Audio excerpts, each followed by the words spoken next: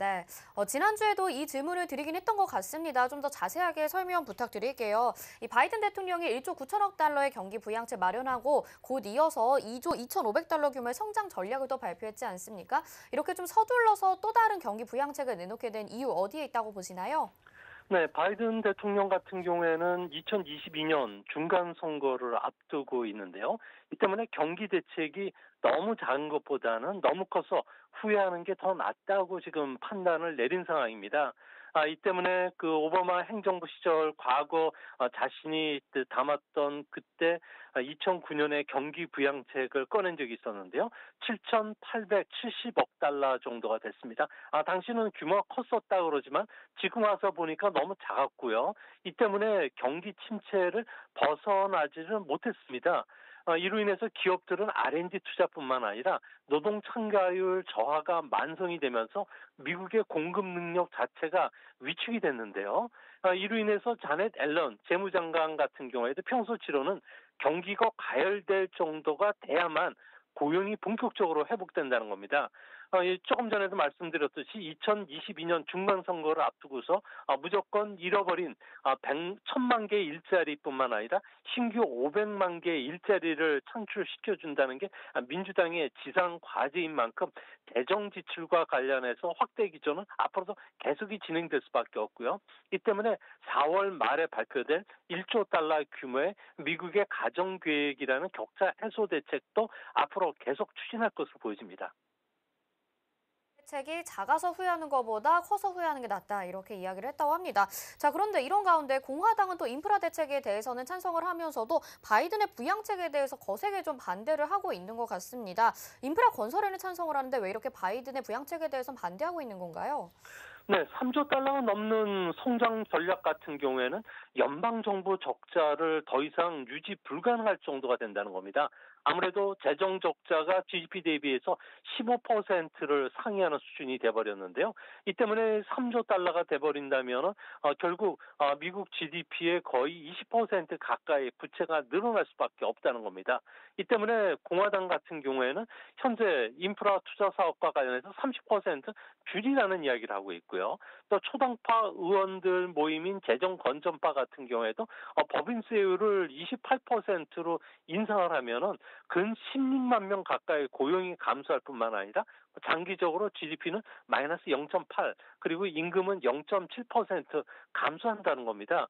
공화당의 증세 계획에 반대를 한다면은 바이든 같은 경우는 특례 조치를 사용해서 민주당 단독으로 법안을 가결시킬 가능성이 큰데요.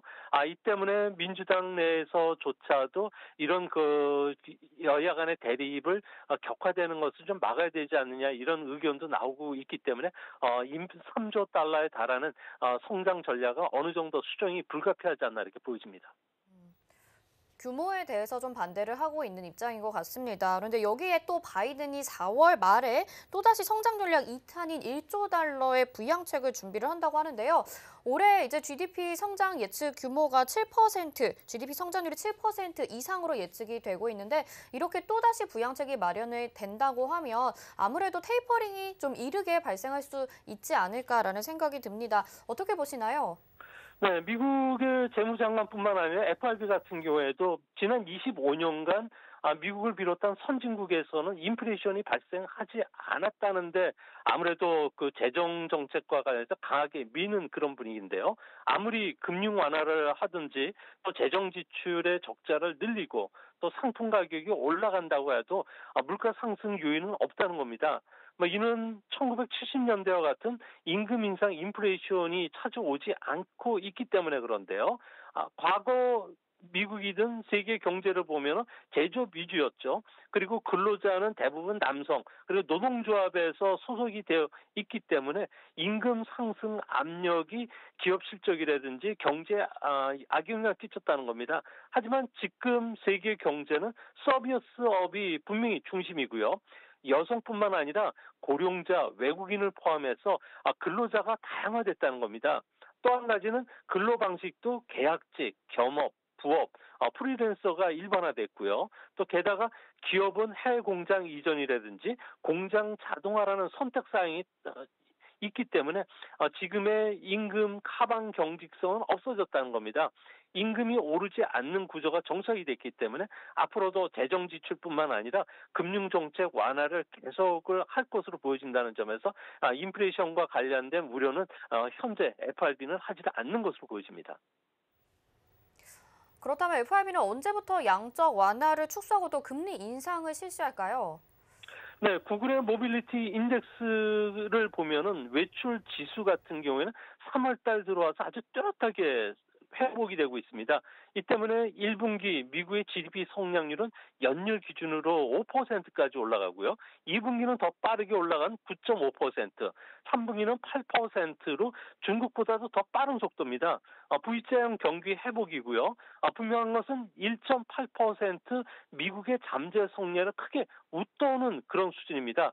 이 때문에 10년물 국채 수익률 같은 경우에는 2022년 말부터 2023년 사이에 2.5%까지 높아질 것으로 보여지는데요. 하지만 물가와 관련해서는 FRB 같은 경우에는 평균 물가 상승률을 목표로 쓰고 있습니다.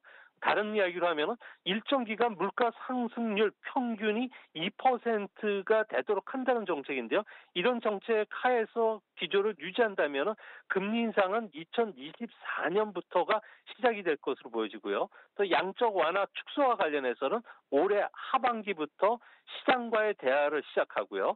내년 1분기부터가 돼야지 테이퍼링에 들어갈 것으로 보여진다는 점에서 올해는 주가 상승 추세가 쉽게 꺾이지 않을 것임을 시사하는 대목이라고 할 수가 있겠습니다.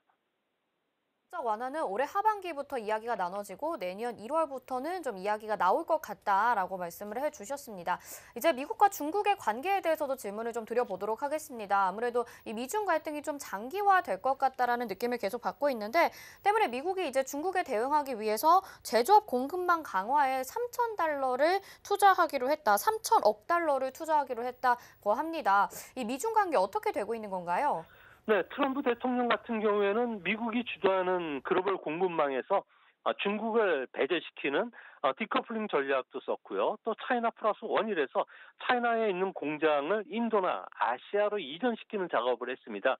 하지만 바이든 같은 경우는 근본적으로 중국 관계를 다시 디자인하면서 아메리칸 플러스 원 전략으로 바뀌었는데요. 뭐 지금까지는 세계 공장인 중국을 수출 거점으로 활용해왔지만 이제 앞으로는 미국 내 독자적인 생산 거점을 마련하고요. 동맹국과 함께 공급망을 강화시키겠다는 전략입니다. 이 때문에 중국에 대항하기 위해서 제조업 공급망 강화를 위한 3천억 달러를 투자하기로 했고요. 또 세계 시장 점유율이 12%에 불과한 반도체와 관련해서는 보조금을 줘서라도 미국 내 생산을 더 늘리겠다는 겁니다. 이 때문에 지난 2월 달 대만과의 고위급 화상회담을 가졌고요. 다음 달 6일부터 실시될 미일 정상회담에서도 반도체를 비롯한 중요한 부품의 공급망 구축 사업과도 관련해서는 협의할 예정으로 있는데요. 일본 같은 경우에도 전 세계 반도체 생산의 점유율이 6%이기 때문에 미국 쪽에서 이렇게 보조금을 준다면 당연히 그 땡큐라고 할 수밖에 없는 상황입니다.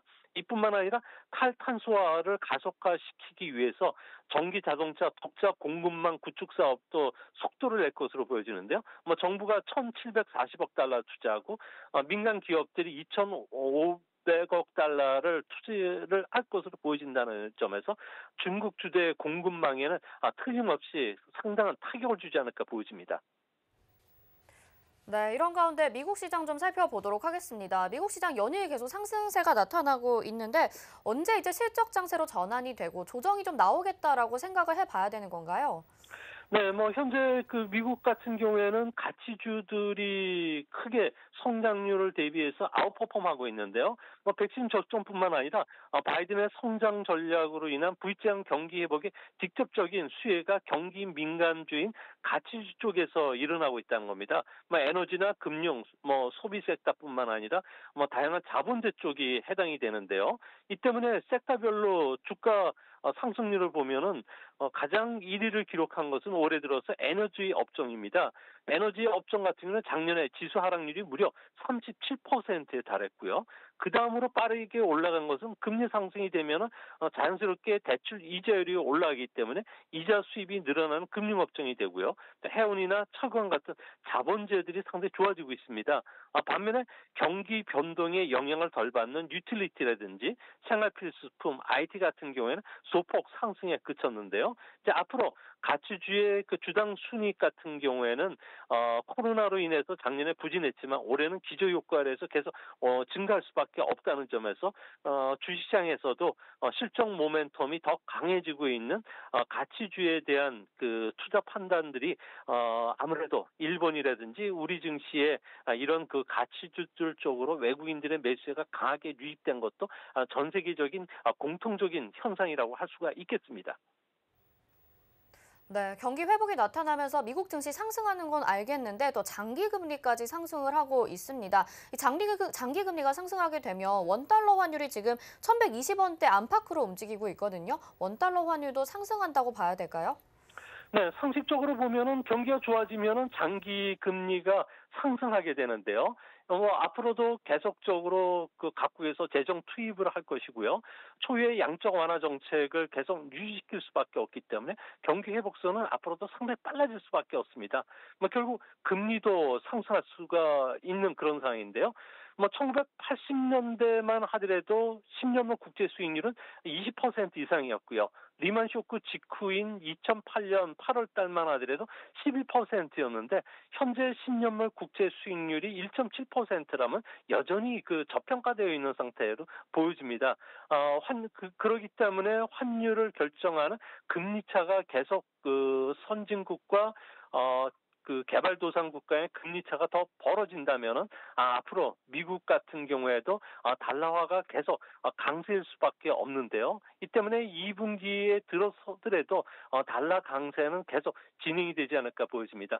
이 때문에 앞으로 그 원 달러 환율 같은 경우는 1달러에 1,150원에서 100원대까지 그 박스권에서 움직일 가능성이 있겠지만 지금보다는 그 연말로 가면 갈수록 한 단계 더 원달러 환율은 더 상승할 가능성이 있다는 점에서 수출 관련주들이 오히려 이런 장에서 수혜를 받지 않을까 보여집니다.